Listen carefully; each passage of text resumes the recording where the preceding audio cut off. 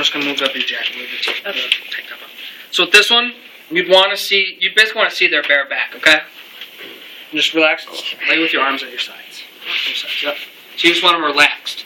The spring test is checking for the anterior longitudinal ligament of the spine. And all we're going to do is, again, they're going to be coming in complaining of back pain. And so you want to check, you want to find the spinous processes. Everyone know what the spinous processes of each vertebrae?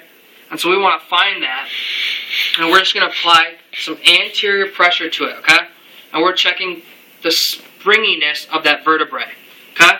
So I'm on a spinous process right here, and I'm just going to push a little anteriorly. It should have a little spring, but it should pretty much spring right back, and you'll feel like a solid endpoint, okay? That's going to be huge, solid endpoints for a lot of ligament tests, okay? If you get to one and you can push it real far, and then it doesn't really bounce back, that's going to be a positive sign. So a positive sign is increased laxity, and then really no bounce back. And that means that that anterior longitudinal ligament has probably been ruptured in some way. It may just be sprained, and so there may be a lot more give to it than normal, or it may be completely ruptured, and that's why it's going down. But you'll check, you get on a spinous process, and just push directly anterior, okay? And then you go to the next one and check, okay? I'm not going to check all the way up her spine, but she's complaining of low back pain. I'll check L5 through L1, or L5 through T11 or 12, okay? And just check the anterior longitudinal ligament of each one of those and make sure that that's not what we're dealing with. How hard are you pressing? Just a little bit? You'll feel it. I mean, it'll be a little bit different on everyone, depending on how tight that ligament is. But you'll feel it. You can push this a little bit and it'll bounce back. I mean, you feel it. I'm not pushing too hard, right? No. And so, just a little bit, and you'll feel it on each one. So that's why I have you guys practice, so you guys can feel it on a couple different people. Pushing down and seeing how hard you have to push to get it to spring back. Okay? So that's going to be the spring test. We will, let's have you lay on your back.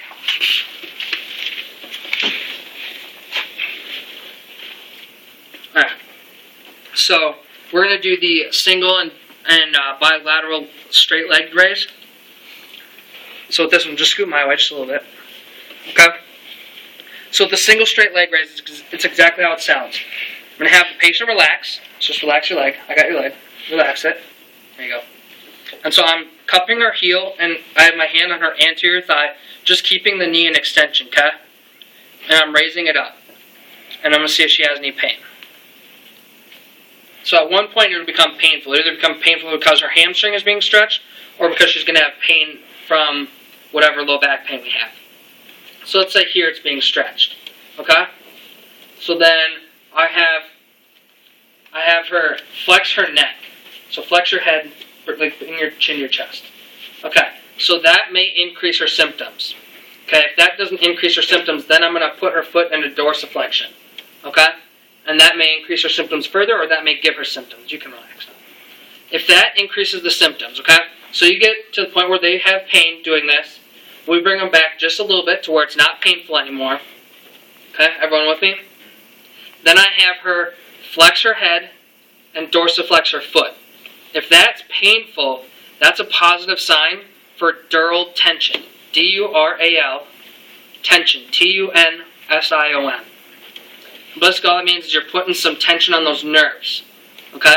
And that's where she's getting her symptoms from. If that isn't painful at all, then you know you're dealing with more of a hamstring, okay? Not necessarily low back, but a hamstring. Okay? Does that make sense to everyone? And so the whole time she is relaxed. I'm holding the weight of her leg. And I bring it up to where it was painful, bring it down to where it's not painful, neck flexion and dorsiflexion.